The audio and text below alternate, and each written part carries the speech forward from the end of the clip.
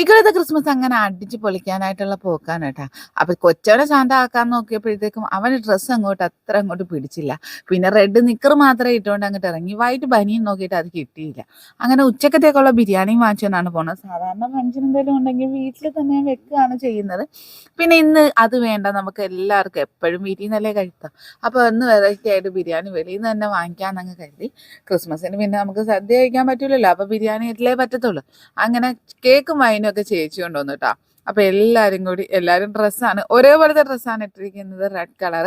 ഞാനൊരു വെറൈറ്റിക്ക് വെള്ളയാണ് കേട്ടോ സെലക്ട് ചെയ്തത്. അങ്ങനെ എല്ലാവരും കൂടിക്കുക. അപ്പൊ കേക്ക് മുറിക്കാൻ ആര് മുറിക്കുക എന്നുള്ള ആദ്യത്തെ കൺഫ്യൂഷൻ ഞാനങ്ങ് പറഞ്ഞു ചെറിയവനെ പിടിച്ചോണ്ട് ചേച്ചി തന്നെ മുറിച്ചോളാൻ പറഞ്ഞു. അങ്ങനെ കേക്കും മുറിച്ച് വൈനും ഒക്കെ എടുത്ത് വെച്ച്, ക്രിസ്മസ് ആയിട്ട് ഒരു പീസ് കേക്ക് കഴിച്ചില്ലെങ്കിൽ പിന്നെ എന്താ അല്ലേ. അപ്പൊ നമുക്ക് ഇഷ്ടപ്പെട്ട ഭക്ഷണമൊക്കെ കഴിക്കണം, അതൊരു ലിമിറ്റ് വെച്ച് മാത്രം കഴിക്കുക. അപ്പൊ ഇന്നെന്തായാലും ചീത്ത ആക്കിയിട്ടുള്ള ഒരു ദിവസമാണ്.